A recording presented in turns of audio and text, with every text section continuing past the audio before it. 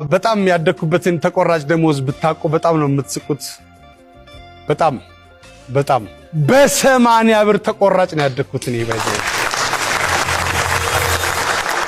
እና ቀድም አባቴ ሻለቃ ባሻ ነው ስላችሁ ገርማችኋል። እናቴ አስማተኛ ነች ማለት ነው። 80 ብር ተቆራጭ አለ። 40 ብሩ የዛኑ ቀን ያልቃል። በ40 ብሩ ጤፍ የታሰበው በቆሎ ዘንጋዳ ማሽላ ይሆናል። ከዛ ማገዶ የተባለውን በእኛ ጉልበት ላይ ይሆናል። እንለቅምና እናሟላለን። እንደዛ ነው ያደኩት ተወልጄ ያደኩት ኡራኤል ቤተክርስቲያን 50 እርምጃ ርቀት ላይ ነው እና ኡራኤል ሰፈር ነው ተወልጄ ያደኩት። ሆስፒታል ነው የተወለድኩት። ባይዘው ሆስፒታል ነው የተወለድኩት። ያዝልኝ ሆስፒታል ነው የተወለድኩት። ትብቴ አድራሻ አለው ለማለት ነው። እኔ በኪራይ ነው የምኖረው አሁን እንዴ። እና እዚህ ለመድረሴ ዋናው ምክንያት የሰው መውደዴ ነው። ሰው መውደድ፣ ሰው በጣም ነው የምወደው። ምክንያቱም ቤት ውስጥ ስናድግ ከ10 በላይ ሆነን ነው ያደግነው እና ዛሬ እኔ እናንተ ፊት ስቆም በጣም ደስ ይለኛል።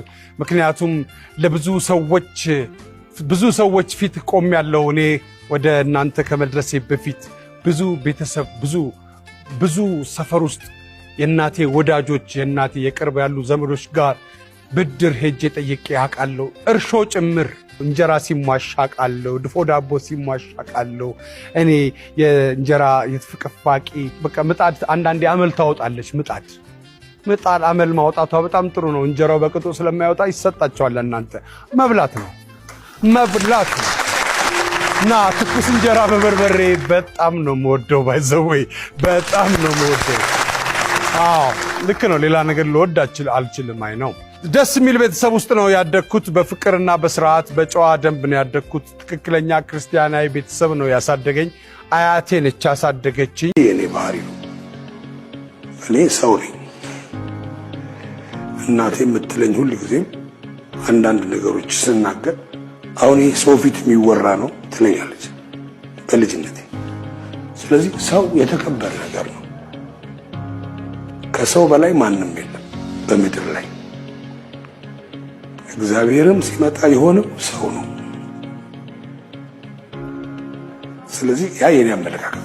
ሰው ስትሆን ትቀጥላለህ። የሆነ ነገር ውስጥ ከተጎሸቅ ግን ትወሸቃለህ።